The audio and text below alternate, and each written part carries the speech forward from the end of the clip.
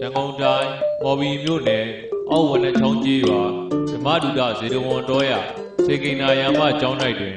တတ္တမအကြိမ်မြောက်ရည်ကြီးလိမ္မာသင်တန်းကို2004ခုနှစ်ဒီဇင်ဘာလ23ရက်နေ့တွင်စတင်ဖွင့်လှစ်ခဲ့ပါသည်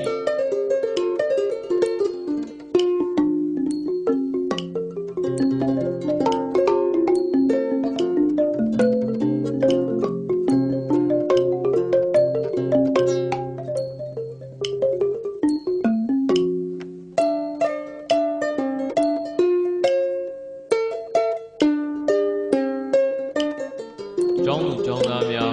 ကျောင်းရဲ့ရှေ့ပိတ်သည့်ဒီဇင်ဘာကျောင်းပိတ်ရဲ့နွေရာသီကျောင်းပိတ်ရဲ့များကို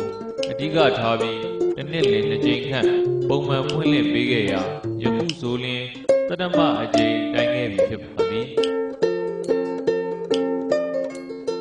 ကျောင်းသူကျောင်းသားဥယျာဉ်နှင့်ကျောင်းနေရာအကျယ်ဝန်းအစဉ်ပြေစေရန်အထက်တန်းလယ်တန်းမူလာတန်းအသက်အရွယ်ဉာဏ်ရည်အဆင့်အလိုက်အုပ်စု3စုခွဲပြီးသင်တန်းကိုဖွင့်လှစ်ပေးခဲ့ပါသည်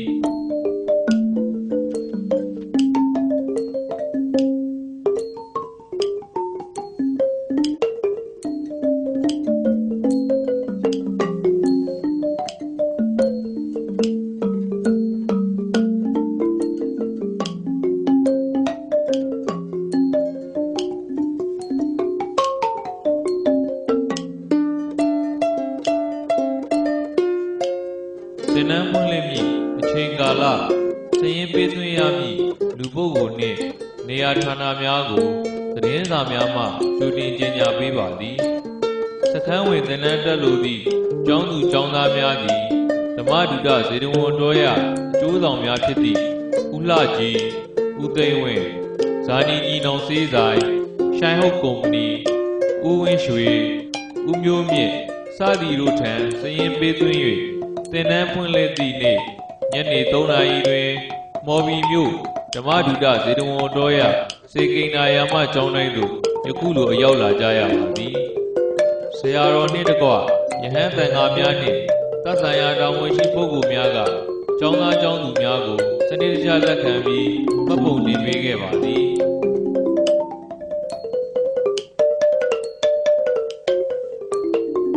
တက္ကသိုလ်10 ရန်9 ရန်ကျောင်းသားများကို2004ခုနှစ်ဒီဇင်ဘာလ23ရက်မှ26ရက်နေ့ထိ၎င်း8 တန်း9 တန်း6 တန်းကျောင်းသားများကို2004ခုနှစ်ဒီဇင်ဘာလ29ရက်နေ့မှ30ရက်နေ့ထိ၎င်း9 ရန်4 တန်း3 တန်းကျောင်းသားများကို2005ခုနှစ်ဇန်နဝါရီလ1ရက်နေ့မှ4ရက်နေ့ထိ၎င်းအုပ်စု3စုခွဲပြီးသင်တန်းဖွင့်လှစ်ပေးခဲ့ပါသည်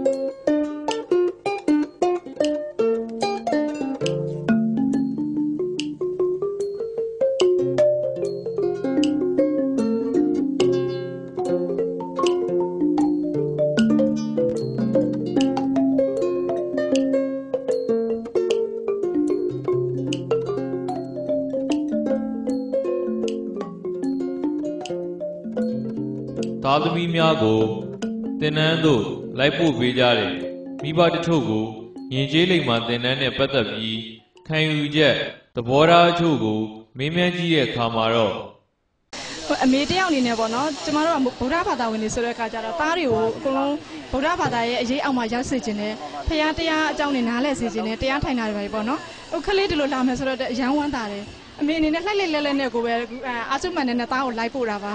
ပိတ်ရက်လေးမှာအထီးကောင်ဆိုရင်နေကိုသွားတော့မှာလား10 ရက်လေးပဲခွင့်ရတာကိုကျွန်တော်အတင်းထည့်ထားတာလားသူတို့ကတော့နားမလည်သေးတော့ဘာမှမသိသေးပါဘူးဒါပေမဲ့ဆရာတော်ကြီးနဲ့တွေ့သွားရင်သူတို့သဘောကျသွားမယ်ဆိုတာကိုကျွန်တော်သိလို့ဒါကြောင့်ရအောင်ပို့ခဲ့တာပါဆရာတော်ကြီးကိုယုံကြည်လို့ပါဒီစခန်းလေးကိုပေါ့နော်ကလေးတရားစခန်းလေးကိုလာဖို့အချင်းအကြောင်းကြီးကတော့ဆရာတော်ဓမ္မဒုဒရှင်စေကိနာဆိုရင်တိမ်ပေါင်းများစွာကုန်ကြခံပြီးတော့ဒီကလေးတရားစခန်းကိုကလေးတွေအတွက်ပေါ့နော်လိမ္မာရင်ကျေးအောင်ဆိုပြီးတော့နောက်မျိုးဆက်သစ်ကလေးတွေပေါ့နော်အဲ့ဒါလေးလည်းသူတို့ဟိုပါပေါ့ကောင်းသွားအောင်ဆိုပြီးစေတနာရွယ်ချက်တွေနဲ့ပေါ့နော်ကျမတို့ကိုလှုပ်ပေးတဲ့အတွက်ကျမတို့အများကြီးကျေးဇူးတင်ပါတယ်ဒီစခန်းကိုလာရတဲ့အတွက်ကျမအရန်ပီတိဖြစ်တယ်ပေါ့နော်ဒီစခန်းကိုလာရတဲ့အတွက်လည်းကျမရဲ့မိတ်ဆွေတွေကသူသားသမီးတွေဒီလိုလိမ္မာရင်ကျေးသွားတဲ့အတွက်ပေါ့နော်တခါတည်းဟို ပြောမပြနိုင်တဲ့ပီတိတွေဖြစ်ရပါတယ်ကျမဒီလိုနောက်စခန်းတွေဆိုလဲဆက်ပြီးတော့ဖွင့်နိုင်အောင်စ조사ပေးပါလို့ဆရာတို့အနုအညွတ်တောင်းပန်ပါတယ်သမီးတို့အတွက်ဒီလိုမျိုးဟိုမှာတည်လာတယ်တရားလေးတွေဝင်ဖို့ပြုဖို့အတွက်ဆရာတော်ကြီးရဲ့ဟောပြောပို့ချတဲ့လိမ္မာယဉ်ကျေးမှုသင်တန်းလေးတွေရှိလာတယ်ဆိုတော့သိရတော့ဝမ်းသာအရာနဲ့ပေါ်လေဒီသင်တန်းမျိုးတက်ရောက်ခွင့်ရအောင်တော်ပဲကျွန်တော်တို့စူးစမ်းပြီးတော့ကလေးတွေကိုပို့ဆောင်ပေးပါတယ်ကလေးတွေဖို့မှလည်းသူတို့ရဲ့ဒီတက်တန်းလိုက်ပညာရေးချင်းလေးတွေလိုက်သူတို့စူးစမ်းမှုလေးတွေနဲ့တရားဆိုတာလေးတွေလိမ္မာရေးချလေးတွေသူတို့ရှိလာကြပါတယ်ပြီးတော့နဲ့စကားပြောတာအစပေါ့နော်သူတို့တော်တော်လေးကိုထီထီမိမိလေးနဲ့ရင်ရင်ကြည်ကြည်ပြောတတ်ဆိုတတ်လာတယ်ဒါလည်းဒီကနေပြီးတော့ဆရာတော်များရဲ့ပို့ချပေးလိုက်တဲ့ဒီသင်ခန်းစာလေးတွေပို့ချပေးလိုက်တဲ့တရားဓမ္မလေးတွေကြောင့်သူတွေလိမ္မာလာတယ်ဆိုတော့ကျွန်တော်တို့သိရတဲ့အတွက်ကျွန်တော်တို့မှလည်းတော်တော်လေးကိုဝမ်းသာပီတိဖြစ်ရပါတယ်ဒီနေ့လည်းသူတို့မှစုံညီပွဲတော်နဲ့တိုက်ဆိုင်နေပေမဲ့သူတို့ရဲ့ပျော်ပွဲရှင်ပွဲကိုသူတို့အဓိကမထားတော့ဘဲနဲ့ဒီရင်ကျေးလိမ္မာစခန်းသင်တန်းကိုပဲသွားကျင်ပါတယ်လို့တောင်းဆိုတဲ့အတွက်ကျမဒီကိုလာရောက်ပြီးပို့ဆောင်ရခြင်းဖြစ်ပါတယ်ဒီသင်တန်းမှာပေါ့နော်ကလေးတွေကအကုန်လုံးကလေတညီတညွတ်သေးဖြစ်ပြီးတော့အခါမှာသူရဲ့နောက်ပြီးတော့ဟိုဝေယဝင်းစတွေလောက်တာအစနောက်ပြီးတော့သူတို့ကစားပြီးရင်တောင်မှထမင်းစားပြီးတောင်သူတို့ပကံလေးတွေဆေးရတဲ့အကြောင်းကျမတို့ကိုပြောပြတယ်အိမ်ကျတော့ဘာလို့မဆေးတာလဲလို့မေးတဲ့အခါကျတော့မမတဲ့ဟိုရေးစလုံး၄စလုံးလှုပ်ပေးထားပါလားတဲ့ဆရာတော်ကအဲ့လိုလှုပ်ပေးထားတယ်တဲ့သားတို့အဲ့ဒါဆိုဆေးတတ်တယ်တဲ့အဲ့လိုမျိုးပြောတာပေါ့နော်အဲ့ခါကျတော့လေဘာပဲပြောကျမတို့ကလေးလေးတွေအိမ်မှာမလှုပ်ခဲ့ရတာတွေမလှုပ်ဖူးတာတွေဒီမှာပေါ့နော်ကောင်းတဲ့ဥစ္စာမှန်တယ်များကိုသူတို့လှုပ်တက်လာတယ်အဲ့ဒါလေဖော်မပြနိုင်အောင်ရတယ်ကျမတို့မိဘရဲ့ပီတိပါပဲကလေးလေးတွေဆိုလို့ရှိရင်မိဘတွေကလည်းမအားကြမလက်ကြတော့ယဉ်ကျေးမှုနဲ့ပတ်သက်လို့ဘာမှမတင်နိုင်ဘူးကလေးတွေကလည်းစာနဲ့ပဲလုံးလေလိုက်နေတော့ယဉ်ကျေးမှုကဘလို့မှမရနိုင်ဘူးအဲ့ဒီချိန်ခါမှာအခုလို့အန်တီအသက်60ကျော်80တွင်းမှာအခုလို့ယဉ်ကျေးလိမ္မာတင်တန်းဆိုတော့တစ်ခါမှမကြားဘူးအခုဆရာတော်တင်ပေးတဲ့အတွက်ဒီကလေးလေးတွေကလိမ္မာယဉ်ကျေးလာမယ်နောက်တစ်ချိန်မှာလည်းကလေးလေးတွေကသူတို့အတွက်ယဉ်ကျေးမှုနဲ့ပတ်သက်လို့အမတန်ခိုင်လုံလာတဲ့ကလေးလေးတွေဖြစ်လာမယ်လို့အန်တီယုံကြည်ပါတယ်ဒါကြောင့်မလို့အန်တီလိုက်ပို့တာပါကျွန်တော်တို့ကလေးတွေကလဟတ်သက်နဲ့အချိန်ကုန်နေမယ်စားကျွန်တော်တို့ဗုဒ္ဓဘာသာရဲ့ဒါအရင်းမြစ်ဖြစ်တဲ့ဒါငယ်စဉ်တောင်ကြီးကလေးဘွားတွေကဗုဒ္ဓဘာသာရဲ့ဒါအခြေခံကောင်းတွေရရှိအောင်လို့ဆိုပြီးတော့ကျွန်တော်တို့ဒီတရားစခန်းကိုလာပို့ပြတာဖြစ်ပါတယ်နောက်ပြီးတော့လည်းဒီဆရာတော်အရှင်စေကိန်းနာရဲ့ကျွန်တော်တို့တရားတွေကိုနာကြားခြင်းအပြင်ကျွန်တော်တို့လူကြီးတွေတောင်မှဒါအင်မတန်ကိုအေဂျင့်ရပါတယ်ထိုနည်းတူစွာပဲကလေးတွေကဒီငယ်စဉ်ဘွားတွေကတရားရဲ့အေဂျင့်မှုကိုသိရှိသွားအောင်လို့ဒါကျွန်တော်တို့ကမိဘတွေအနေနဲ့ဒါသားသမီးတွေကိုဒါငယ်စဉ်ဘွားတွေကဗုဒ္ဓဘာသာရဲ့အခြေခံကောင်းတွေကိုရရှိအောင်ကျွန်တော်တို့ဒါလာရောက်ပို့ဆောင်ခြင်းဖြစ်ပါတယ်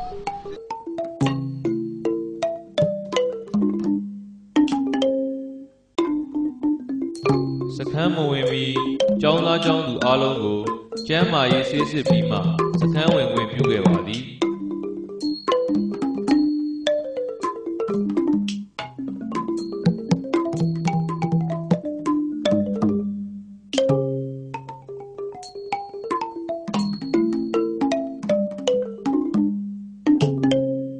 ဆေးစစ်ပြီးကျောင်းသားကျောင်းသူများကိုဆရာဆရာမများကဆေးစစ်ပြီးကူညီနေရာချထားပေးကြပါသည်ဓမ္မယုံအောက်ထပ်၌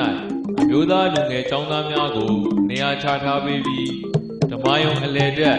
အခန်း3 5တွင်အမျိုးသမီးလူငယ်ကျောင်းသူများကိုနေရာချထားပေးပါသည်သင်တန်း3ခုစလုံး၏ပထမရက်မှာပင်ဆရာတော်ကစခန်းမွင့်တရားချီးမြှင့်ပေးပါသည်သင်တန်းသားကျောင်းသူကျောင်းသားများ၏ဉာဏ်ရည်ပေါ်မူတည်၍သူတို့၏အသက်အရွယ်နှင့်လိုက်ဖက်သည့်တရားစကားများကိုဟောကြားပြောပြပေးခြင်းဖြင့်ကလေးသူငယ်လူငယ်များ၏စိတ်တွင်ဗုဒ္ဓဘာသာကြီးငယ်တရားများကိုအရှိအတိုင်းအမှန်အတိုင်းသိမြင်နားလည်နိုင်စေခဲ့ပါသည်2004ခုနှစ်12လပိုင်းဒီဇင်ဘာလ23ရက်နေ့ကျန်တော်ရိညနေပေါ့ဒါတမအချိန်ရောက်ကလေးလူငယ်လူရွယ်တွေရဲ့ရည်ကြီးတွေမှာတရားစခန်းလို့ဆိုတာပေါ့ဒါနဲ့ဆိုခုနှစ်ချိန်ရှိပါလားပထမဆုံးအချိန်ကဘုံဘုံတို့တရားစခန်းစတော့300နောက်ထပ်900ကျော်ရှိရနောက်တစ်ခါကျတော့1400ဖြစ်ပါအဲ့ဒါနဲ့နှစ်တော့ခွဲလိုက်တော့ပထမတော့800နောက်တော့1000ဘယ်လိုဖြစ်သွားလဲအခုဒီခါကျတော့3တော့ခွဲရတာဒါတို့ဒီလိုဒီတန်းတွေက9တန်း10တန်းတက်ကြလို့ပေါ့ ဘုရားဆိုင်တဲ့တက္ကသိုလ်ဆိုတော့ယဉ်ကျေးလိမ္မာသင်တန်းယဉ်ကျေးလိမ္မာသင်တန်းလို့ပြောတော့ဘုံဘုံတို့ကယဉ်ကျေးလိမ္မာသင်တန်းကိုလူယဉ်ကျေးဖို့ထက်စိတ်ယဉ်ကျေးဖို့လူလိမ္မာဖို့ထက်စိတ်လိမ္မာဖို့ကိုဦးစားပေးပြောပါ။ဘာဖြစ်လို့လဲဆိုတော့သားတို့သမီးတို့ကလူယဉ်ကျေးအောင်နေတတ်ပြီးသားလူလိမ္မာအောင်ကနေတတ်ပြီးသားအဲ့ဒါကိုဘုံဘုံတို့ကလူလည်းယဉ်ကျေးစိတ်လည်းယဉ်ကျေးအောင်လူလည်းလိမ္မာစိတ်လည်းလိမ္မာအောင်ပြောပြီးပါယဉ်ကျေးတဲ့လိမ္မာတယ်ဆိုတာကနှမျိုးရှိပါတယ်လူယဉ်ကျေးတာရဲ့စိတ်ယဉ်ကျေးတာဒီမှာတော့ဘုံဘုံတို့ပြောနေတာကဒီမှာသားတွေသမီးတွေကိုခေါ်သားတို့သမီးတို့ကိုအများလက်ခံပြီးတော့ဒီလိုမျိုးပြောပြီးဆိုပြီးဆုံးမပြီးတယ်ဆိုတော့ဘာလို့ဖို့လို့ဆိုရင်သားတို့သမီးတို့စိတ်ချမ်းသာဖို့ဒီမှာနဲ့ဒီမှာလွတ်လပ်တယ်အဲ့ဒါဘောပေါက်တယ်အိမ်မနဲ့ဒီမှာနဲ့ဒီမှာလွတ်လပ်တယ်သားတို့သမီးတို့မေးကြည့်မယ်အရွယ်တူနဲ့ပေါင်းနေတာအရွယ်မတူတာနဲ့ပေါင်းနေတာတလောကလုံးမှာပြဿနာတက်တဲ့ထဲမှာခဏတရားနာမည်လေးပြောလိုက်ရင်ဘောပေါက်အရွယ်မတူဘူးတဲ့ခဏတရားနာမည်ပါအရွယ်မတူ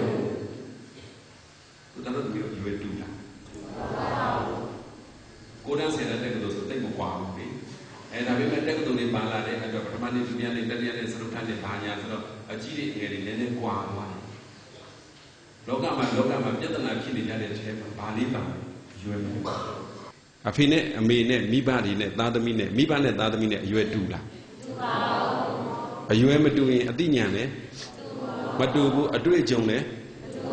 အပြောဆိုလည်းအနေထိုင်လည်းစီကံဆိုတာဒီတွက်ကြည့်စာအုပ်ထဲရေးထားတဲ့စီကံလားကိုလိုက်နာတာစီကံလားအိမ်မှာအဖေအမေပြောတာစီကံလားကိုလိုက်နာတာစီကံလားအဖေအမေကတော့စီကံလေးပြောလိုက်တာဘာမလုပ်နဲ့ညာမလုပ်နဲ့ဘာလုပ်ညာလုပ်နဲ့ပြောလိုက်တာကိုကတခုမှမလိုက်နိုင်ရင်ကိုစီကံအိမ်ကမရှိတာလားကိုကမရှိတာလားလိုက်နာရင်ဒါပေမဲ့တခုတော့ရှိပါတယ်အရင်တစ်ပတ်တုန်းကလည်း16နှစ်အစိတ်သားတွေသမီးတွေပြောပြီးသားမိဘနဲ့သားသမီးကဘာကွာတာတုံးဆိုရင်အသက်အရွယ်ကွာတာလေးတွေမကဘူးအသက်အရွယ်မတူတာနဲ့အမျှအတွေးခေါ်တွေကွာသွားတယ်အတွေ့အကြုံတွေဟုတ်တယ်မလားမိဘနဲ့သားသမီးနဲ့အတွေးခေါ်မတူတော့ဘူးအတွေ့အကြုံလည်းမတူတော့ဘူးမိဘနဲ့သားသမီးဘယ်သူကအတွေ့အကြုံများဘယ်သူကအတွေးခေါ်ကောင်းမိဘဒိတ်အောင်သွားပြီကဲဆိုကြည့်ဒါကိုပဲစဉ်းစားဒါကိုပဲတွေးဒါကိုပဲစဉ်းစားဒါကိုပဲတွေးဒါပဲဖြစ်မှာပေါ့ဟုတ်တယ်မို့လားဒါကိုပဲစဉ်းစားတယ်ဒါကိုပဲတွေးတယ်ဘာဖြစ်မလဲအဲ့ဒါပဲဆိုတာဘာကြီးတော့ကဲဆိုကြည့်အလုတ်ကိုစဉ်းစားအလုတ်ကိုတွေးအလုတ်ဖြစ်မှာပေါ့ဘယ်လောက်ဟုတ်တာတော့အလုတ်ဖြစ်ချင်ပါတော့မှာအလုတ်ကိုစဉ်းစားအလုတ်ကိုတွေးအလုတ်ဖြစ်မှာပေါ့ဟုတ်တယ်မလားအလုတ်ဖြစ်ချင်ဘယ်အစမှာလဲအလုတ်ကိုစဉ်းစားအလုတ်ကိုတွေးဘာဖြစ်မှာလဲဒါတို့နားလည်လားနားမလည်လားဖုံဖုံတစ်ခုဟောပြမယ်ဒုက္ကရံသာဓုနာသာဓုပါပိနဒုက္ကရံနားလည်လားလဲပါအောင်ဒါဆရာတော်တန်ဃာတော်တွေကိုရင်နေဥစဉ်နေကြမှာသင်ရတဲ့ပါဠိစကားဒါကလည်းကိုရင်တိုင်းဥစဉ်တိုင်းသိချင်မှသိမှာအဲ့ဒါကိုသားတို့နားလည်အောင်ပြောရင်ဟိုရုပ်ရှင်တွေဘာတွေကြည်ဘူးလားရုပ်ရှင်ကရမ်းပြီးတော့သွားကြည်တာလားနာမည်လေးသိပြီးမှကြည်တာလားမနေ့ကအကယ်ဒမီဘာရအေးဟုတ်တယ်ဘာဇကာရတာတော့ဘာဇကာအေးဟုတ်တယ်အမေနို့ကဲသားတို့သမီးတို့ဖုံဖုံပြောပြမယ် ရုပ်ရှင်သွားကြည့်ပြီးဆိုရင်နဲ့ဘာလေးအရင်ကြည့်ရတာလဲနာမည်လေးကြည့်ရတာခဏလေးပဲတရားနာဖို့ဆိုရင်ဘာလေးအရင်ပြောရမှာလဲကဲဘုံမတရားနာမည်ပြောမယ်သောတော့ကသုကရံသာဓုနာသာဓုသာဓုပါပိနဒုက္ကရံဆိုတဲ့အဲ့ဒီပါဠိလေးကိုတရားနာမည်ပေးလိုက်မယ်တခုပဲသိတယ်နာမည်ကလူကအေးဘလူကဆင်းရဲလို့သူများအဝတ်တွေရှော်နေရတာဗောဟုတ်လားအာနင်ကနင့်နာမည်လည်းမလိုက်ပါဘူး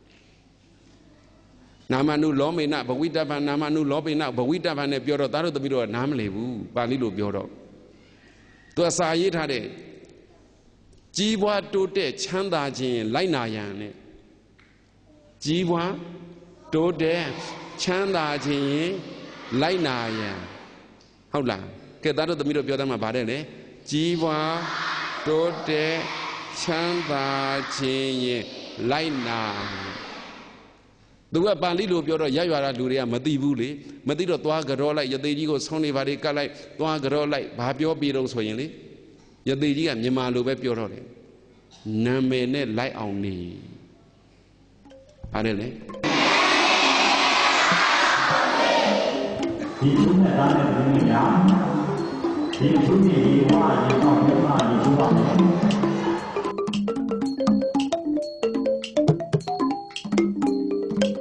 ညနေဘက်တွင်သင်္นานသားအလုံးကိုကိုလက်သက်စဉ်ရေချိုးဖို့အချိန်ပေးပါတယ်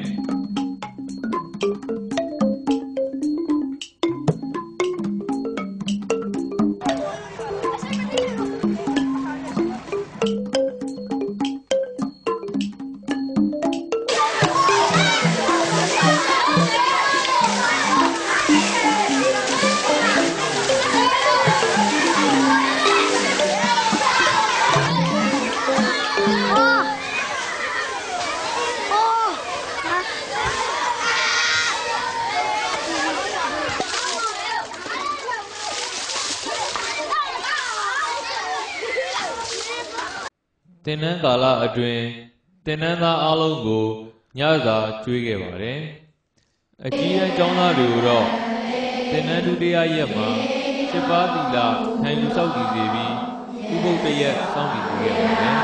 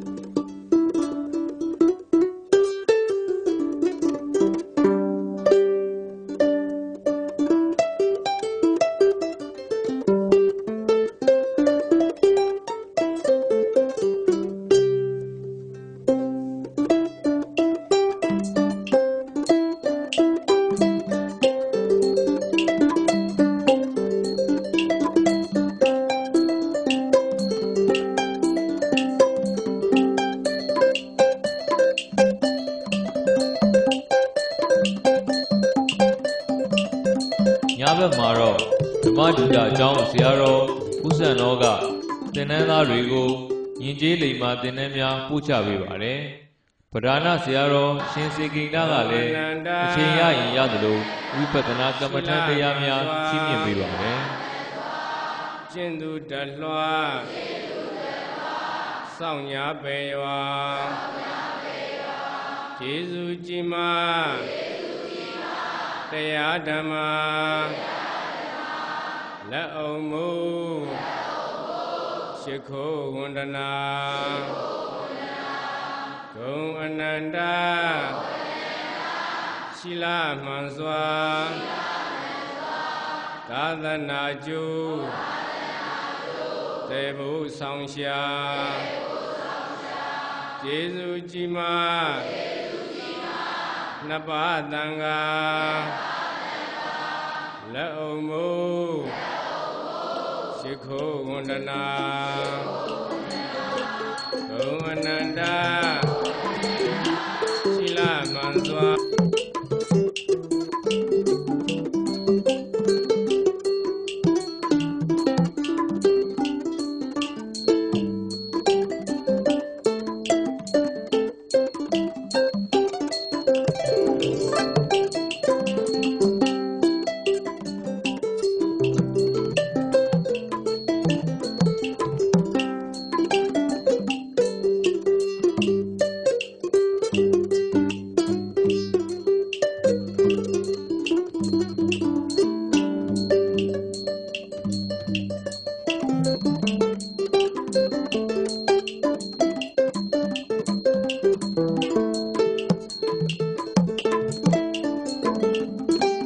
သင်္นานနေ့တာကုံဆုံး၍ညဘက်ရောက်ရင်သင်္นานဆရာဆရာမများ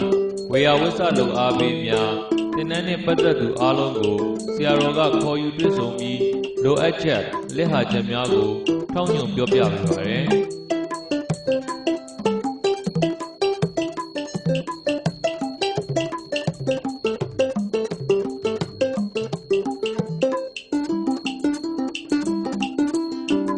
တရားစခန်းဆောက်ရှောက်ရေးအဖွဲ့ကလည်းကျောင်းကြီးရဲ့အေးချမ်းလုံခြုံရေးကိုညလုံးပေါက်တာဝန်ယူပေးပါတယ်။နောက်တစ်နေ့အာယုံမတက်ခင်ကျောင်းနေတန်ခါအပေါင်းကို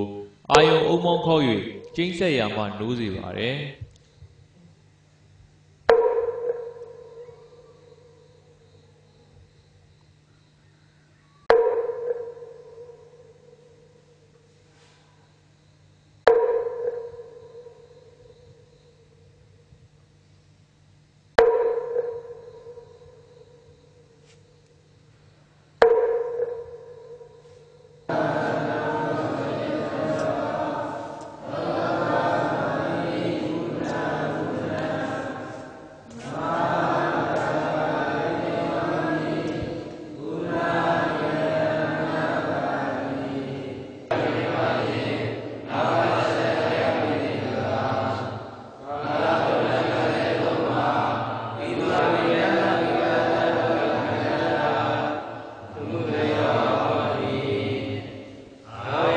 စာချဆရာတော်ဦးဆောင်၍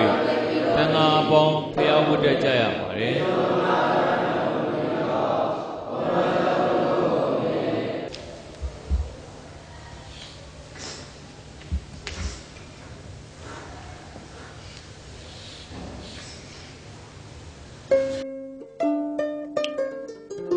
ထိုချိန်မှာပင်စခန်းဝင်ကျောင်းသားအပေါင်း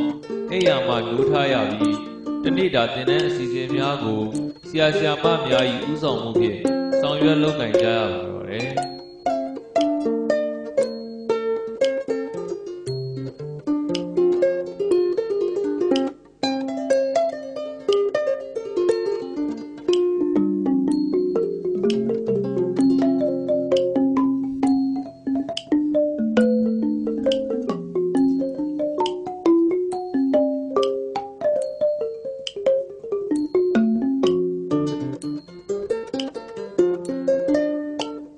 ဖျားဝတ်တက်ခြင်းတရားအထုတ်ခြင်းစတဲ့ဝိပဿနာအခြေခံအလုပ်ကိစ္စများကိုလည်းကျောင်းသားအလုံးလုပ်ဆောင်ရပါတယ်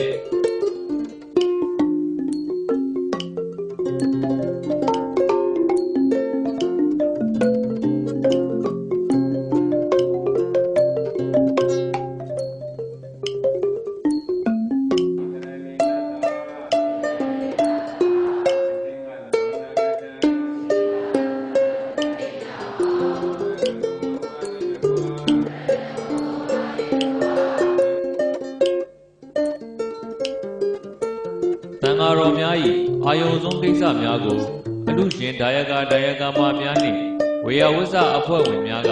အလဲကျလုပ်ကင်ပေးကြပါတယ်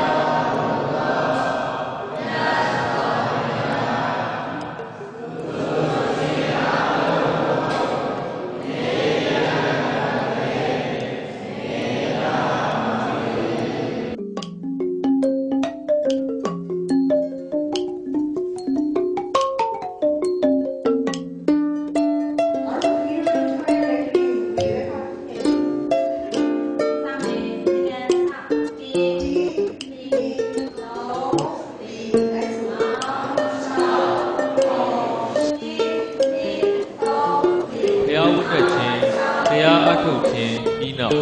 ကျောင်းသူကျောင်းသားအားလုံးကာယလေ့ကျင့်ခန်းများကိုလုပ်ဆောင်ကြရပါတယ်။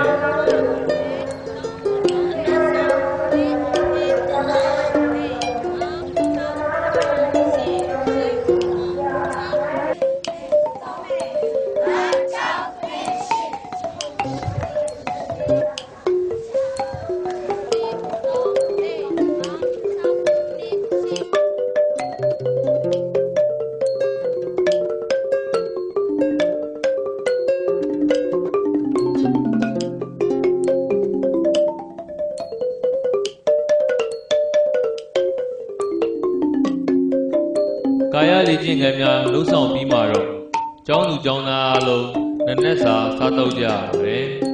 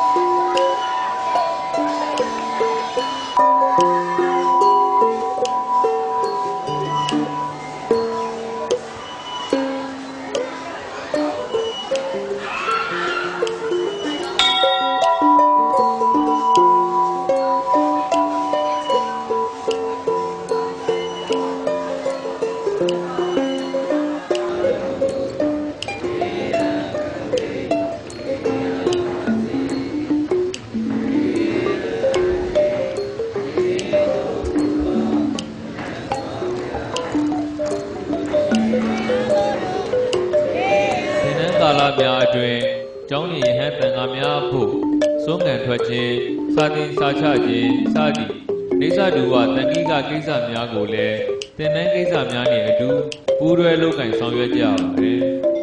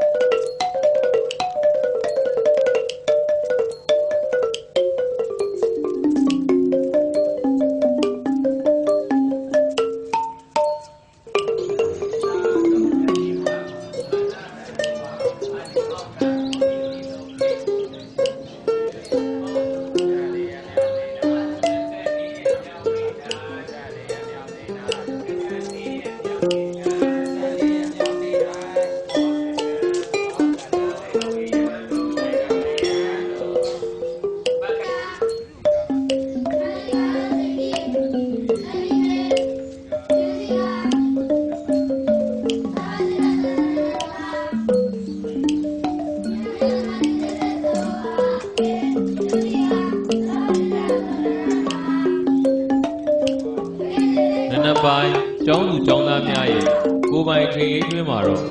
သင်တန်းသားများကိုယ်ဝါသနာပါရာစိတ်ဝင်စားရာများကိုလုပ်ကင်ဆောင်ရွက်ကြရပါတယ်။ဝေယဝိသများဝိုင်းကူလုပ်ပေးခြင်းအားကစားလှူရှားမှုများဆောင်ရွက်ခြင်းကျောင်းသူကျောင်းသားအချင်းချင်းမိတ်ဖွဲ့၍စကားစပီပြောဆိုကြခြင်းစတာတွေကိုလုပ်ဆောင်ကြပါတယ်။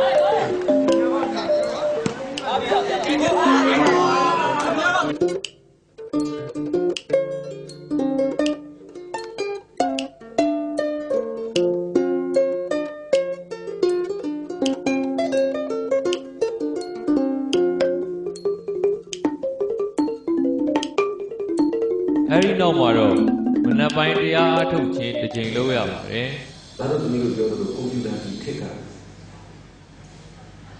ကွန်ပျူတာ system ကြီးနဲ့ကွန်ပျူတာခက်ကြီးရောက်ပြီးတော့ကွန်ပျူတာကတည်းကထည့်မှတ်ထားတယ်လို့ပဲမပြောက်ဘူးမှတ်ထား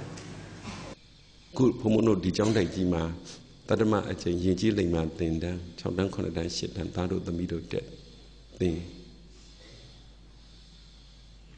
ရောက်လာကြဘာပြောသားတို့အမေတို့အဖေတို့လို့ပဲသူတို့လည်းသူတို့လူကြီးချင်းတငယ်ချင်းတွေ့ရင်ငယ်တုန်းကတွေ့ခဲ့ဆုံခဲ့တာတွေပြောလို့ဆရာတော်ကလည်းသိတဲ့ရတရားများကိုချီးမြှင့်ပေးပါတယ်သားတို့သမီးတို့လည်းအဲ့ဒီအချိန်ကျပြန်ပြောကြမှာပဲအိုးတို့ဇေတဝန်တော်ဓမ္မဒုဒဇေတဝန်တော်ရမော်ပြီးမှလေခုနှစ်ချိန်မြောက်တရားစခန်းတော်မှာတို့အိုးတရားတွေအထုတ်ခဲ့တာအဘောလုံးနေကန်ခဲ့တာစက်တောင်နေရိုက်ခဲ့တာအိုးပြေးခဲ့ကြတာလေစမ်းကြောင်းနဲ့ဆင်းဆောခဲ့တာလေအိုးရေတကုံကြီးပေါ်ထိုင်ခဲ့တာလေအခုကြည့်ဖို့ဖုံဖုံပြောရင်ကိုသားတို့သမီးတို့စိတ်ထဲမှာအဲ့ဒါတွေပြန်ပေါ်တယ်စောတော့ကစအားထုတ်တုန်းကတော့ဖျားပုံပေါ်အောင်အားထုတ်မယ်ဆိုပြီးတော့အခုဖုံဖုံကစမ်းကြောင်းတို့ရေတကုံတို့လည်းပြောရောဒါတွေပြန်ပေါ်ကုန်တာကဲကြည့်ကဲဆိုမယ်မဟုတ်တာလို့ရင်မဟုတ်တာမှတ်မိတယ်မဟုတ်တာလို့ရင်မဟုတ်တာမှတ်မိတယ်မဟုတ်တာမှတ်မိရင်မဟုတ်တာပေါ်တယ်မဟုတ်တာပေါ်ရင်မဟုတ်တာဖြစ်ရောကောင်းတာလို့ရင်ကောင်းတာမှတ်မိတယ်ကောင်းတာမှတ်မိရင်ကောင်းတာပေါ်တယ်ကောင်းတာပေါ်ရင်ကောင်းတာဖြစ်ရောဒီနဲ့နည်းနည်းခွာထားတော့ဒီလိုလေးတော့ဒါတွေဘာတွေဖြစ်ကုန်မယ်နော်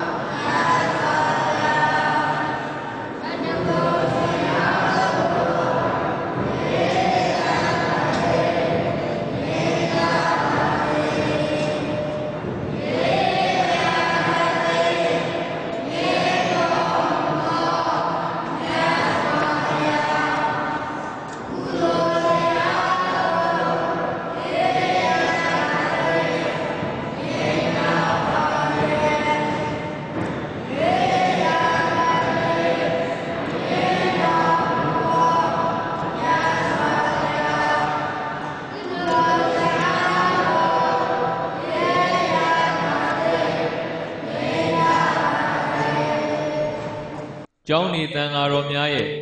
နေစွန်းကိစ္စကိုလည်းအလူရှင်အချို့ကအလှည့်ကျတာဝန်ယူဆောင်ရွက်ပေးကြပါတယ်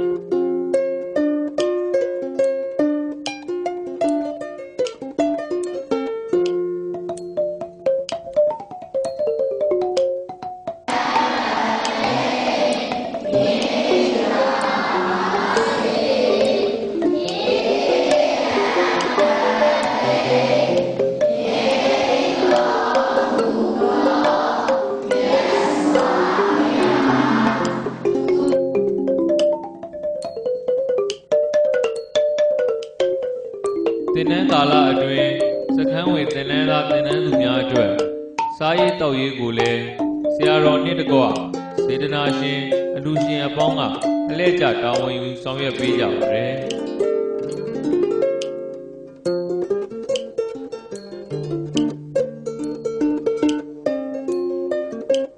နေကင်းဘက်မှာတော့တရားချီးမြှင့်ခြင်းတရားဆွေးနွေးခြင်း ကိစ္စတွေကိုဆရာတော်ကအလင်းတင်သလိုဆောင်ရွက်ပေးပါတယ် သောတာပန်ဖြစ်သွားတဲ့သူကသူများအသက်ချင်စိတ်ကိုမရှိတော့သူများ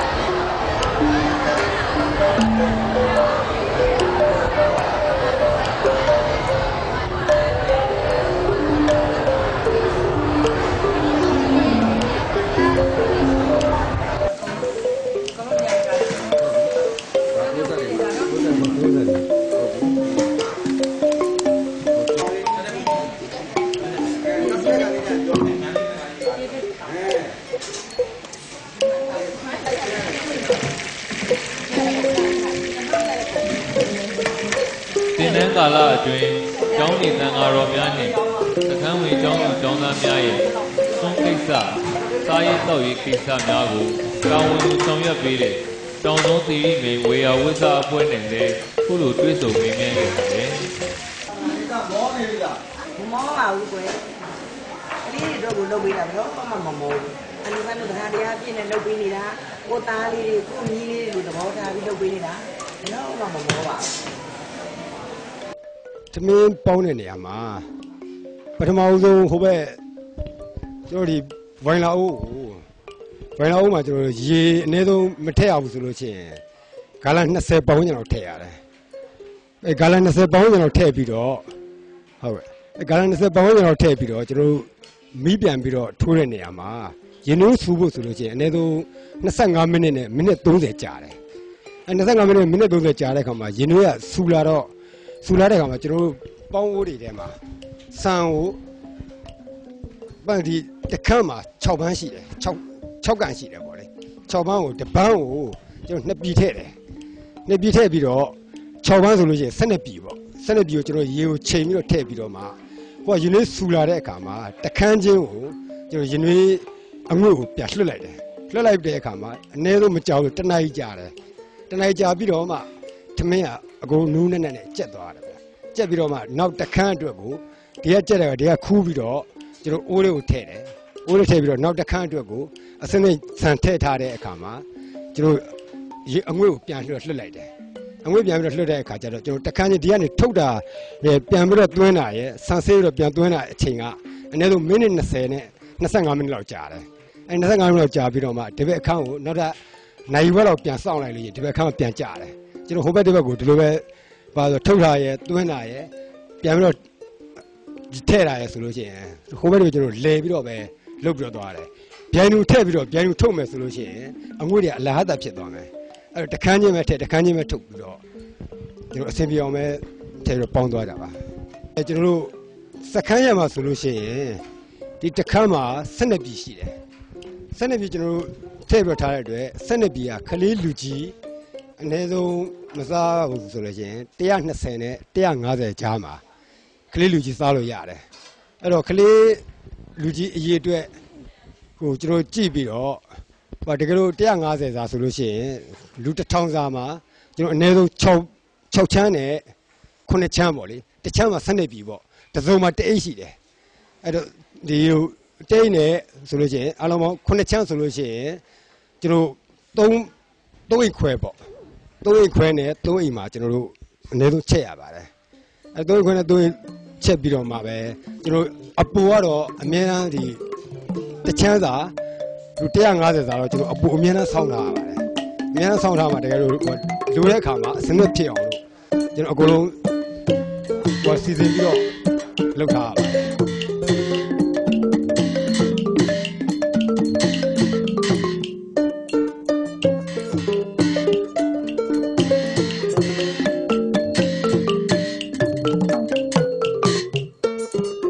စောင်းနဲ့ညီဦးရန်ချိန်များမှာလဲကျောင်းသူကျောင်းသားများကိုချိုးရည်စမိန်စာတစ်ခုခုနဲ့ကျွေးမွေးပြုစုပေးလေးရှိပါတယ်ဒီအတွက်ကိုလည်းဆရာတော်နဲ့အလူရှင်ချိုးကတာဝန်ယူဆောင်ရွက်ပေးကြပါတယ်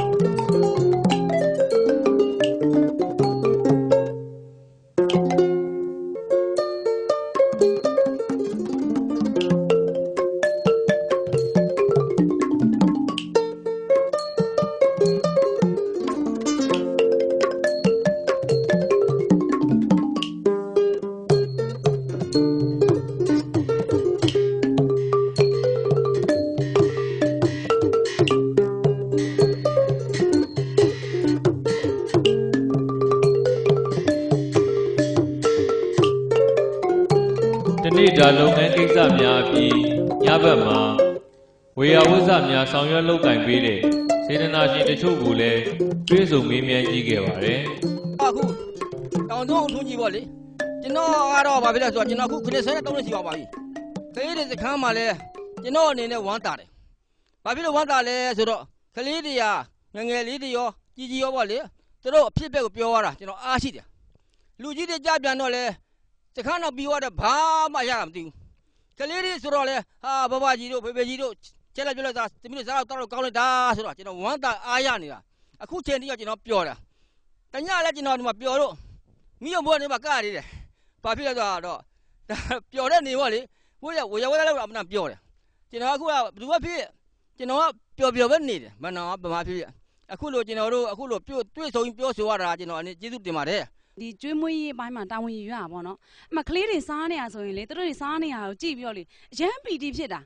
ဘာလို့ဆိုသူတို့လေးစားနေဟာအားရမရစားနေလုံးဝအပြစ်မရှိဘူးကလေးတွေဆိုတာအရန်အပြစ်ကင်းတယ်အဲ့မှာလေအရန်ပီတီဖြစ်တာကိုကလေအဲ့ဒါကျွေးသူတို့ကျွေးရတာပေါ့နော်ပင်မနဲ့လို့တော့မထင်ဒီဝေယဝဆလောက်တဲ့ဒီမှာစိတ်တော်ရှိထားပါတယ်နောက်ပြီးကလေးတွေကိုလည်းမဆူဖို့မဟောက်ဖို့ဆရာတော်ရဲ့ဒီညွှန်ကြားမှုကလေးတွေကိုထိမ့်သိမ့်ဖို့ဒါအစားအရာအားလုံးကျွန်တော်အနီးကလေးလာခွင့်ရတာပေါ့။နောက်ဆရာတော်ကအဓိကတရားဟောတဲ့ပိုင်းမှာဆိုရင်ဒါနသီလဘာဝနာကုသိုလ်တွေမှာအဓိကဝေယဝိဆကုသိုလ်ရှေ့တန်းတင်ပြီးတော့မှဟောပြောတယ်ဒီလိုကလေးတရားစခန်းပွဲတွေဖွင့်တဲ့အခါမှာလေဆရာတော်ကဒီအသက်အရွယ်လိုက်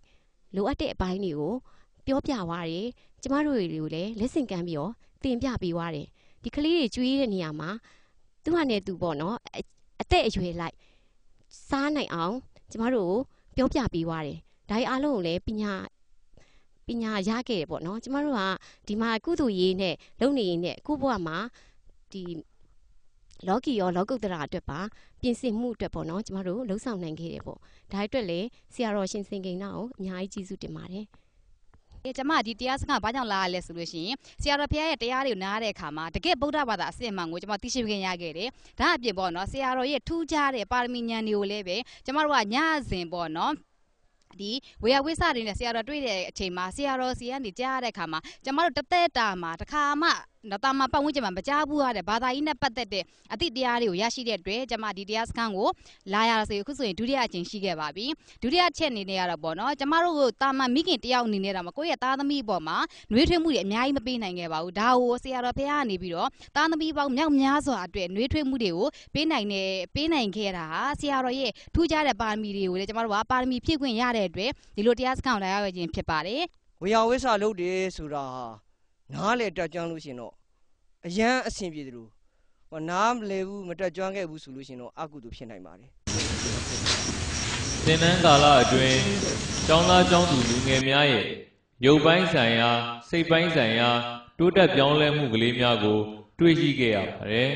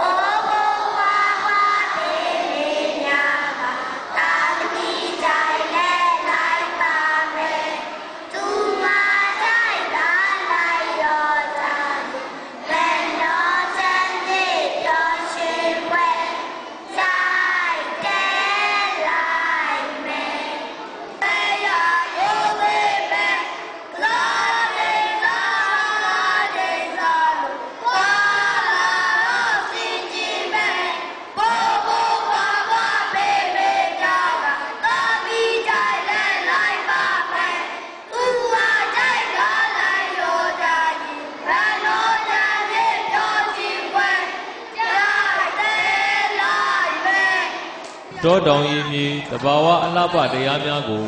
ခံစားတတ်စေရအတွက်အလဲဒီလာလဲကျောင်းသားကျောင်းသူများကိုကျောင်းပတ်ဝန်းကျင်နေရာအနှံ့ပြားသို့တန်ဃာတော်အချို့ဆရာဆရာမအချို့ဥဆောင်စေလျက်တော်ရင်းလိလာရေးခရီးတို့လေးများသွားစေခဲ့ပါတယ်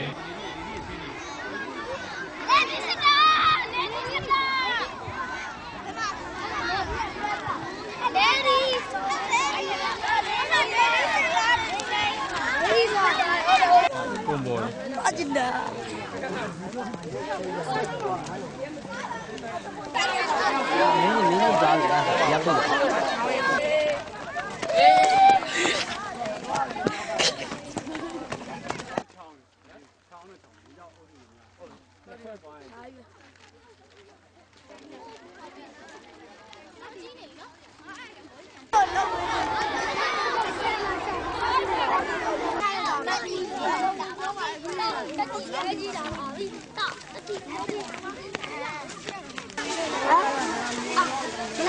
哎，摆路个嘞！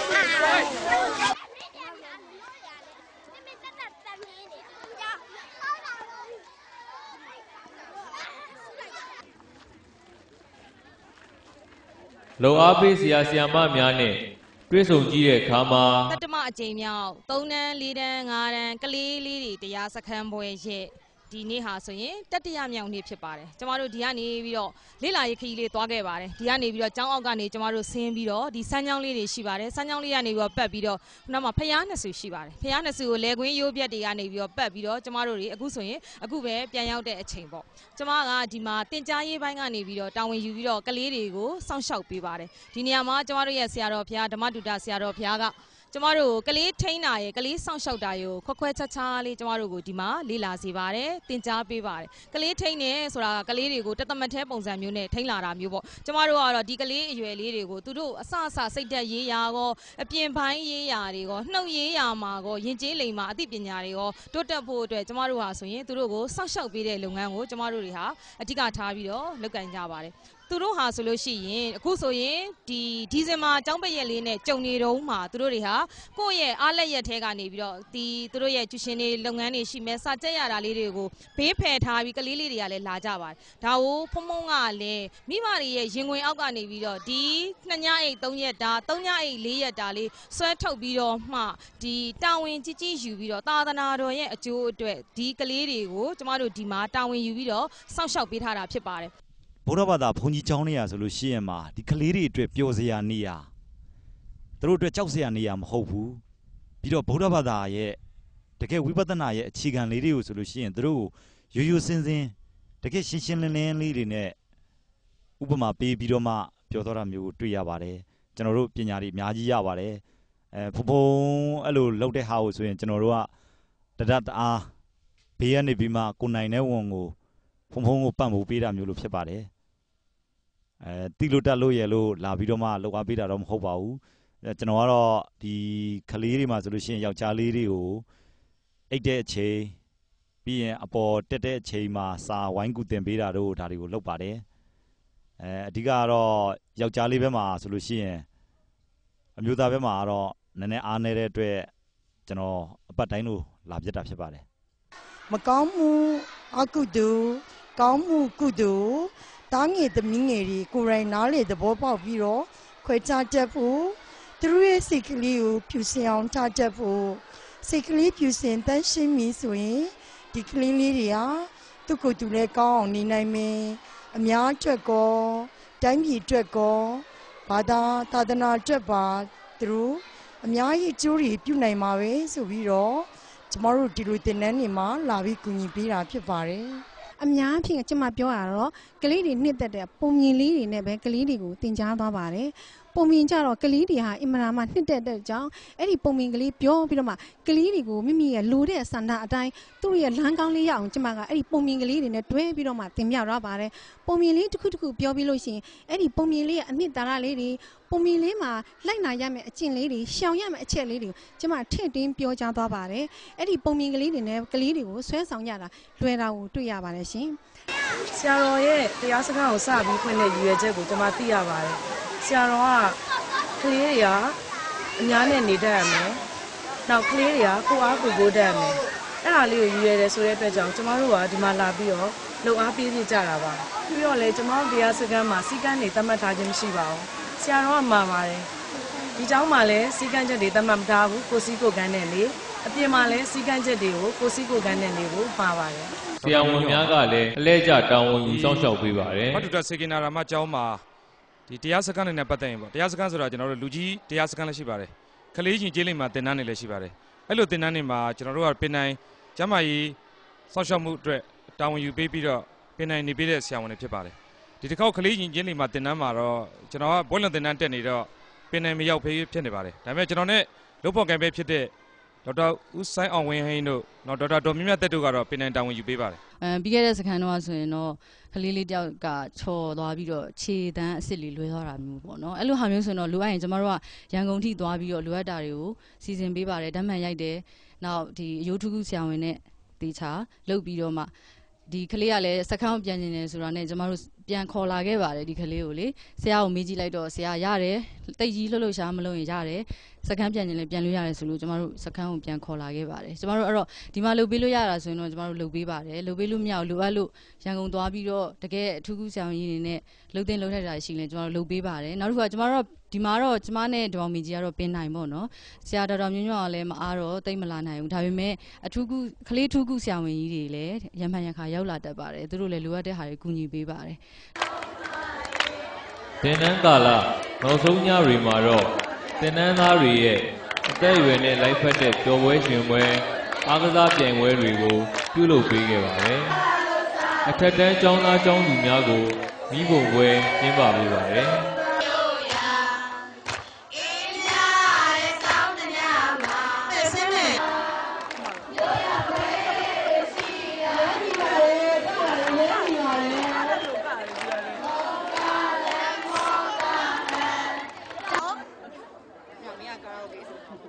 ကျလာမကျလာကြည့်ပါဦးကြည့်ပါဘယ်လိုရလဲအဲ့ဒါတော့ကျွန်တော်กินမင်း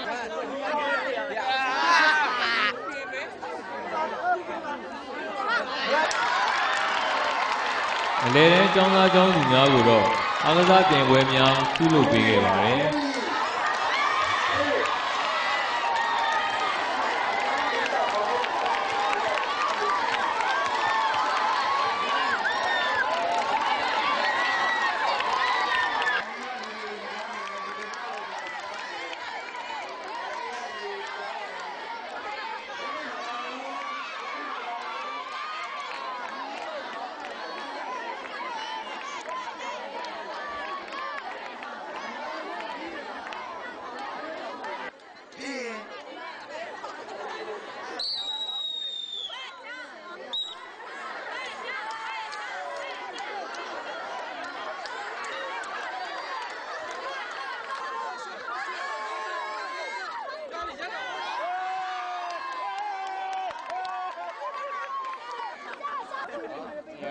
ကျက်တော့ငါလက်ကျက်တော့ငါ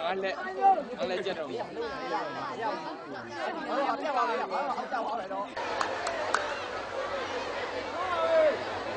မူလာတဲ့ကျောင်းသားကျောင်းသူများအတွက်ဆရာတော်နှင့်တကွအလူဒါယကမများကစုပေါင်းပြီးနိဗ္ဗာန်စေဖွင့်လှစ်ပေးခဲ့ပါတယ်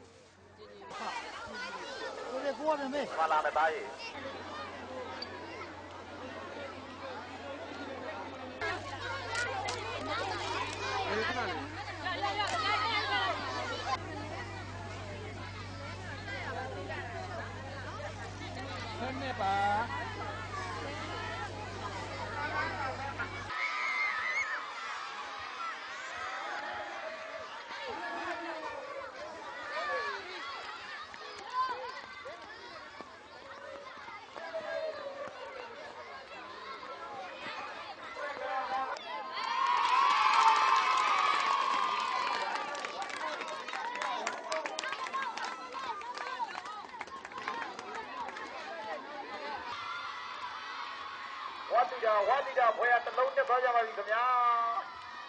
နံပါတ်6ဖွဲရတစ်လုံးပြီးတစ်လုံးပြီးတစ်လုံး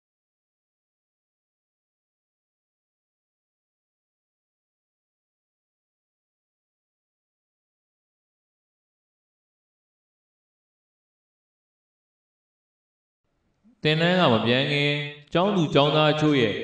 ခံစားချက်များကိုမေးမြန်းကြည့်တဲ့အခါမှာတော့ ဒီမှာဆရာတော်ပြောသလိုပေါ့လေအားလုံးအများနဲ့နေရတယ်ဆိုတော့သူတို့ဒီညီအကိုတွေနဲ့လည်းခင်ခင်မင်မင်နေတတ်လာတယ်ပြီးတော့ဒီသူများနဲ့ပတ်သက်ပြီးလဲဒေါသတွေလောဘတွေတိတ်မဖြစ်တော့ဘောလေအဲ့လိုနေတတ်လာတယ်ခင်ဗျမဲ့ကြားမှာတမီးတငယ်ချင်းတွေကလည်းဝိုင်းပြောကြတယ်တမီးတို့တစ်ဖွဲ့လုံးဝင်မယ်ပေါ့နော်တမီးတို့လည်းဝင်စေချင်တော့တမီးလည်းဘာမှရည်ရွယ်ချက်တော့မရှိဘူးဝင်ပြတ်သွားတယ်ဒါပေမဲ့ဒီရောက်တော့မှအသိနောက်ကြတာတော့စိတ်မကောင်းဖြစ်မိတယ်သမီးဒီကို3ချိန်လောက်တော့ဝင်ပြီးပါပြီဒီမှာခလေးတယောက်နဲ့လိုက်တဲ့ဘာသာရေးအလုပ်တွေလည်းလုပ်ရတယ်တရားချိန်တွေကလည်းအရန်မများဘူးသမီးတို့အတွက်အနေတော်ပဲပြီးတော့သမီးတို့မှညံနဲ့တည်တင်တဲ့ဘာသာရေးဖျားရဲ့သမိုင်းတွေပါရဲ့အဲ့ဒါတွေအကုန်လုံးလည်းသိခွင့်ရတယ်ဖမိုးရဲ့ဩဝါဒတွေလည်းကြားရတယ်ကျွန်တော်ဒီတင်တန်းကိုအဓိကလာတဲ့ရွေချက်ကတော့တင်တန်းမှာဒီလိုမျိုးတငယ်ချင်းတွေလည်းအများကြီးရှိတယ်ပြီးတော့အိမ်မှာဆိုလို့ရှိရင်မလွတ်လပ်ဘူးအိမ်မှာအဖေနဲ့မေကအရန်တောက်ချုပ်ချယ်တယ်အိမ်မှာအိမ်လုပ်တွေလည်းအကုန်ခိုင်းတယ်ဒါပေမဲ့ဒါဒီတင်တန်းကိုရောက်ပြီးတဲ့နောက်မှာတော့အိမ်မှာဘာခိုင်းအကုန်လုပ်မယ်လို့ဒါရွေထားပါတယ်ပြီးတော့အိမ်ကခိုင်းသမျှလုပ်တွေကိုလည်းကျွန်တော်အကုန်လုပ်ပါမယ်ပြီးတော့သီးခံစိတ်ကိုလည်းမွေးပါမယ်လို့ကျွန်တော်အဓိကပြောချင်ပါတယ်နောက်သမီးဒီကိုလာအခုဆိုရင်2ချိန်မြောက်ဖြစ်ပါပြီ။နောက်10လပိုင်းတော့က16အစိတ်တရားစခန်းမှာဝင်ပါတယ်။ဝင်တော့ဖုံဖုံကအိမ်မှာဘာပြောလဲဆိုတော့ဒီမှာပေါ့နော်ဒီမှာတဲ့ဒီမှာသားတို့သမီးတို့ရေးတဲ့ဒီမိဘနဲ့သားသမီးနဲ့ပေါ့နော်ဒီစိတ်သဘောထားချင်းမတိုက်ဆိုင်တဲ့အခါမှာတဲ့မိဘပြောတဲ့အခါမှာကိုကချက်ချင်းပြန်ပြီးတော့မပြောလိုက်နဲ့ပေါ့နော်ပြောတဲ့အခါမှာမိဘကစိတ်လည်းမကောင်းဖြစ်သွားမယ်နောက်သူပြောတဲ့ဟာကိုလည်းနားမထောင်ကောင်းလားဆိုတော့ကိုကိုပြန်ဖိလိုက်မယ်တဲ့ဖိတဲ့အခါမှာတဲ့ကိုကလည်းမကျေနပ်ဖြစ်တယ်ပေါ့နော်အဲ့ဒါကိုတဲ့ဘယ်လိုလဲဆိုတော့တဲ့မိဘတွေကကိုကိုပြောတဲ့အခါမှာမျက်နှာပြုံးပြုံးလေးနဲ့ဟုတ်ကဲ့ဆိုပြီးတော့လိုက်ပါတဲ့ပြီးတော့မှတဲ့မိဘတွေအဲ့လိုမျိုးပြောရတော့မိဘတွေကလည်းကိုကိုပေါ့နော်ငါသမီးလေးလိန်မာလာငါကြောစကားနားထောင်တယ်ဆိုတော့တဲ့သူတို့ဘက်ကလည်းစိတ်ကျေနပ်သွားနောက်နည်းနည်းလေးကြာတော့မှပေါ့နော်ကိုလိုချင်တာတော့တဲ့ပြုံးပြုံးလေးနဲ့ပျော့ပျော့လေးပြန်ဆွဲပါလို့ပြောပါတယ်သမီးအိမ်ရောက်တော့အဲ့လိုမျိုးစမ်းကြည့်လိုက်တော့အဖေနဲ့အရန်ဆင်ပြေသွားပါတယ်ကျွန်တော်ကဆိုအဖေနဲ့တနေ့လုံးနေမှာစကားတစ်ခွန်းတောင်မှပြောပြဖို့ကတော်တော်ခဲရင်းပါတယ်အခုဆိုလို့ရှိရင်အဖေကယုံကြည်အားကိုးရတဲ့သမီးတယောက်ဖြစ်နေပြီနောက်မိသားစုကလည်းလေးစားတဲ့ချစ်ခင်ရတဲ့သမီးလိမ္မာလေးတယောက်ဖြစ်နေပါပြီအခုလိုမျိုးသမီးလိုမျိုးပဲတခြားမိသားစုတွေကိုလည်းအဆင်ပြေစေချင်ပါတယ်လူမိသားစုတွေအဆင်ပြေဖို့အတွက်တရားစခန်းလေးတွေဖွင့်ပေးတဲ့ဖမို့ကိုလည်းအထူးပဲကျေးဇူးတင်ပါတယ်မိဘကလူဖြစ်ဖို့အတော်ခဲရင်လေလူဖြစ်ရခဲရင်မှလည်းဖျားတဆူပွင့်ဖို့ဆိုတာအတော်ခဲရင်လေဖျားတဆူပွင့်ဖို့ခဲရင်လို့ဖျားရဲ့တရားတော်လည်းနာကြားဖို့ဆိုတာခဲရင်လေအခုလက်ရှိမြင်ရမယ်ဆိုရင်ဒီဟိုစေကိန်းနာရာမကျောင်းတိုင်းမှာရှိတဲ့လူနဲ့ရက်ကွက်ထဲမှာရှိမဲ့လူတွေနဲ့နိုင်ငံထဲမှာရှိတဲ့လူနဲ့ကြည့်မယ်ဆိုရက်ကွက်ထဲမှာရှိတဲ့လူနဲ့နိုင်ငံထဲမှာရှိတဲ့လူတွေပိုများပါတယ်ဆရာတော်ကျောင်းပေါ်မှာရှိတဲ့လူကနည်းပါတယ်အများဆုံးရှိ2000ပေါ့အဲ့လိုနည်းတဲ့ထက်မှာကြည့်မယ်ဆိုဒီတူတော်ကောင်းတရားကိုနာကြားဖို့ကလည်းတော်တော်လေးကိုခဲရင်ပါတယ်ဒါကန်ကြီးအကျိုးပေါ့မိမိတို့နဲ့ဒီမှာလာတွေ့နေတဲ့ညီကိုမောင်မဆိုတာလည်းရှေ့ဘဝကပြုတ်ခဲ့တဲ့ကန်ကြီးအကြောင်းအတိတ်ရဲ့ဘဝကန်အကြောင်းတွေကြောင့်ဒီမှာလာတွေ့ကြတာဒီလိုလာတွေ့ကြမယ်တယောက်ကိုရိုင်းမင်းကူညီရမယ်စိတ်ထားကောင်းလေးတစ်ခုတော့ထားတတ်ကြမယ်အရာရာကိုစိတ်ထားကောင်းလေးထားတတ်ရင်တော့အားလုံးကအဆင်ပြေမှာပေါ့နော်နောက်တိလာပဲဒီရင်ကြီးလေးမှာတင်းတင်းကြောင်ဝင်လာတဲ့အတွက်ဒါပိုပြီးတည်ရဒါဆိုရင်ဒုတိယအကြိမ်မျိုးဖြစ်သွားပါပြီခင်ဗျာဒါဖမုံအားကြပြီးကြီးလာရင်ရောဖမုံလိုမျိုးဖုန်ကြီးဝိပြီးသာသနာပြုလုပ်ငန်းတွေလုပ်ချင်ပါသလားအဲ့ဒါတော့ဒါတိတ်အမှမခံရဘူးဆိုတာကံကြီးအကျိုးကမူတည်ပါသေးတယ်ဒီလိုပါရမီပါလာမယ်ဆိုတော့ထက်တန်တဲ့ဖြစ်ရင်ပါရမီကိုပါလာမယ်ဖယားရှင်ကိုယ်လည်းကြီးပွင့်တယ်ဆိုတော့ဖယားပြစ်မဲ့ပါရမီပါခဲ့လို့ပါရမီ10ပါးကိုဖြစ်ချင်းနိုင်ခဲ့ပါလာပါဒါလို့လည်းမိမယူမယ်မယူဖုန်းဝင်မယ်မူဆိုတာပြောလို့မရဘူးကံကြီးအကျိုးကိုတော့စောင့်ကြည့်ရအောင်ပါခင်ဗျာပြောင်းလဲတိုးတက်မှုတွေကတော့အများကြီးပါပဲအဲ့ဒီတည်းကမှရပိုင်ခွင့်နဲ့ပတ်သက်တာလေးပေါ့နော်ရပိုင်ခွင့်ဆိုတဲ့စက်လုံးလေးက3လုံးပဲရှိပါတယ်ဒါပေမဲ့အဲ့ဒီစကားလေးရဲ့အတိတ်နဲ့ကိုနားလည်သွားတဲ့အခါမှာလောကကြီးထဲမှာပို့ပြီးနေတတ်သွားပါတယ်ရပိုင်ခွင့်ဆိုတာအရင်တော့ကနားလည်ထားတာဘယ်လိုကောင်းမလဲကောင်းတာတွေကိုပဲလို့ထင်ထားတယ်လေဖုံဖုံရဲ့တရားတွေကိုနားပြီးတဲ့နောက်ပိုင်းမှာရပိုင်ခွင့်ကကောင်းတာရောဆိုတာသိလာပါတယ်ဘယ်လိုလဲဆိုတော့တကယ်ချင်းနေနဲ့မုတ်ဆိုင်မှာသွားစားလိုက်တယ်ဆိုတော့เนาะထိုင်လိုက်တယ်ဆိုလို့ရှိရင် ကိုကလည်းဝက်ကောင်းဆလာတွေဝက်လာတာပေါ့လေအဲ့တော့ခုံဆွဲထိုင်လိုက်တော့ကိုခုံမှာရေတွေပေးနေအရင်ကဆိုရင်ဒေါသတွေထွက်မိတာပေါ့နော်ကိုခုံမှာကျွေးပြီးတော့ရေတွေကပေးနေရလားပေါ့နော်အခုကျတော့ဒီရပိုင်ခွင့်ဆိုတာသိထားတဲ့နောက်ပိုင်းမှာဒါငါရဲ့ရပိုင်ခွင့်ပဲဆိုပြီးတော့ဒီရေလေးကိုတုပ်ပြီးထိုင်လိုက်တော့ဒေါသမထွက်တော့ဘူးပေါ့နော်နောက်အစားတောက်တွေအဲ့လိုမျိုးမှားစားလိုက်တဲ့အခါမှာလည်းကိုပကံထဲမှာအမိုက်တွေပါလာတယ်ပေါ့အဲ့ဆိုဒါကိုအတိတ်ကမကောင်းခဲ့လို့ပဲကိုရဲ့မကောင်းတဲ့ကံကအကျိုးပေးတာပဲပေါ့နော်ကိုရဲ့ရပိုင်ခွင့်ကမကောင်းတာပဲအဲ့လိုမျိုးနားလည်လိုက်တာပေါ့အဲ့တော့ဒေါသနည်းသွားတာပေါ့နော်လောဘလည်းနည်းသွားတာပေါ့သူများဘာသာဝင်တွေကဒီဗုဒ္ဓဘာသာအကြောင်းကိုဘယ်လိုခေါ်မလဲလေ့လာနေကြတာပေါ့နော်ဒါပေမဲ့မေးလိုက်တိုင်းဗုဒ္ဓဘာသာလူငယ်တွေကရှင်းရှင်းလင်းလင်းဖြေနိုင်ဘူးဒါတို့တငယ်ချင်းတွေမှလည်းတွေးရပါတယ်အဲကြောင့်မို့ဒါဗုဒ္ဓဘာသာအကြောင်းကိုရှင်းရှင်းလင်းလင်းတည်တည်ကြကြဖြေနိုင်အောင်စူးစမ်းသွားမယ်ဗုဒ္ဓဘာသာနဲ့ဆိုင်တဲ့စာအုပ်တွေလည်းဖတ်မယ်ကိုယ်တိုင်လည်းကြည့်လာလို့ရှိရင်သာသနာပြုမယ်လို့ဆုံးဖြတ်ထားပါတယ်ဒီတရားစခန်းကိုလာတဲ့ရည်ရွယ်ချက်ကပေါ့နော်ဖုံဖုံရဲ့ဩဝါဒကိုခံကြားခြင်းလို့ပဲဖြစ်ပါတယ်ဒီမှာဖုံဩဝါဒတွေမှာသမီးပဲတရားတွေကိုနှစ်သက်တယ်လေသမီးအကြိုက်ဆုံးမှတ်မိတာလေးကိုပြောပြပေးပါဖုံဖုံဩဝါဒတရားပေါ့နော်ဗုဒ္ဓဩဝါဒလည်းဖြစ်တဲ့အကြိုက်ဆုံးတစ်ခုကတော့ပေါ့နော်မကောင်းမှုရှောင်ကောင်းမှုဆောင်ဖြူအောင်စိတ်ကိုထားပါမယ်ဆိုတဲ့စကားကိုကြိုက်ပါတယ်သမီးတရားစကန်ပြန်ရင်ကိုယ်စိတ်ကလေးကိုဘယ်လိုပြုပြင်ပြောင်းလဲမယ်အရင်တော့စိတ်အခြေအနေနဲ့အခုပြောင်းလဲမဲ့အခြေအနေလေးနည်းနည်းပြောပြပေးပါဒီတရားစခန်းပြန်တဲ့အချိန်မှာပေါ့နော်အများနဲ့ပေါ့နော်တင့်မြတ်အောင်နေမယ်ပေါ့နော်စိတ်မေတ္တာတရားထားပြီးအားလုံးနဲ့ပြပြလဲဆက်ဆံမယ်လို့သင်တန်းအပြီးကျောင်းသူကျောင်းသားတို့ရဲ့အိမ်ပြန်ကြီးမစမီဆရာတော်ကနှုတ်ဆက်တရားမွေးကြားချီးမြှင့်ပါတယ်6 တန်းကျောင်းသားလေးရဲ့ဒီထဲတောင်ပါမလားမသိဘူး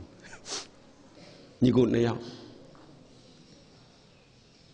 ဖုံကသူတို့ကိုဟိုလိုမမှတ်မိဘူးအများကြီးတော့မမှတ်ထားမိဘူးပေါ့လေသူတို့နဲ့ဘယ်မှာဆုံလဲဆိုတော့မန်းလေးကလေရင်ဝင်းကြီးမှာဆုံတာလေရင်ဝင်းကြီးဆိုတော့ဖုံကခရီးသွားရင်တပိတ်လွယ်သွားတော့တပိတ်လေးရဲ့ရက်တောင်လေးရဲ့လွယ်ဟိုးလေရင်ဝင်းဟိုးထိတ်မှာသွားထိုင်နေတာဖုံကြီးတွေထိုင်နေနေရဟိုးထိတ်သွားထိုင်ဘေးမှာလည်းတခြားလူတွေရောဘေးနားမှာခလန်းလန်းမှာထိုင်နေကြတာပေါ့အံ့စရာကောင်းတာဖုံအဲ့ဒီစိတ်ထဲမှာတအားဝန်းတာတော့တာအဲ့ဒီတုန်းက3 တန်းကျောင်းသားလေးရဲ့6 တန်းကျောင်းသားလေးရဲ့အမေနဲ့အဖေကဟိုးဘက်မှာအမေနဲ့အတော်တွေကရောက်လာပြီးတော့လေဖုံစီကိုလာကြော့တာကျမ်းမြင်ထဲမှာထိုင်ပြီးတော့ကြော့တာလက်အုပ်ကလေးကလည်းကြာငုံလေးလိုချီလို့လက်ထောက်ဒူးချတာတွေရောဘာတွေရောအကုန်လုံးသားတို့သမီးတို့တက်ပြီးသားဟာတိုင်းရှစ်ခိုးကြော့တာဘေးမှာတခြားဘာသာဝင်တွေရှိတယ်သူတို့ကတော့ထိုင်မို့ထိုင်နေတာဒီလိုသေးသေးလေးတွေသားလေး2 ယောက်လာကြော့ဒီလိုငယ်ငယ်လေးတွေသားတွေလာကြော့တော့လေ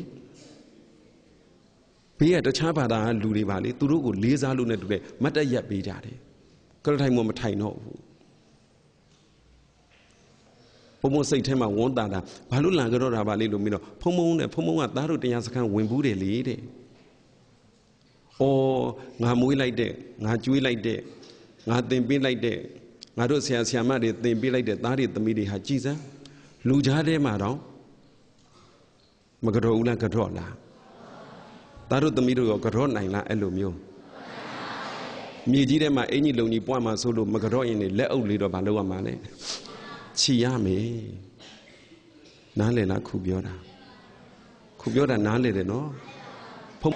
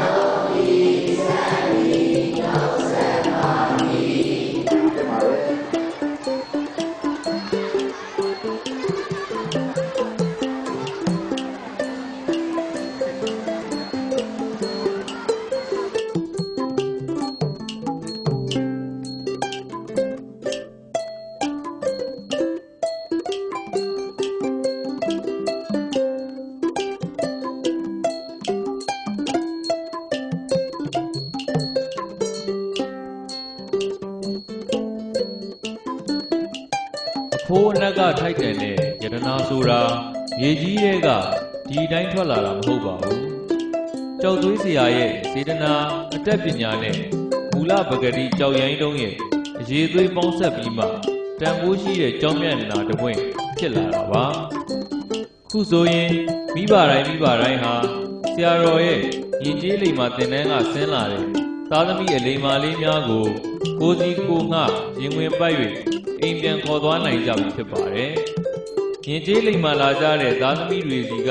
ရရှိတဲ့မိဘတွေရဲ့ပီတိထက်ခုလိုယဉ်ကျေးလိမ္မာလာအောင်သင်ကြားဆုံးမပေးလိုက်ရတဲ့ဆရာတော်ရဲ့ပီတိအဟုန်ကပိုပြီးကြီးမားပါတယ်ဆိုတာကိုတော့ဆရာတော်ရှင်စေကိန်းနာမှတပါအခြားဘယ်သူမှသိနိုင်မှာမဟုတ်ပါဘူးခင်ဗျာ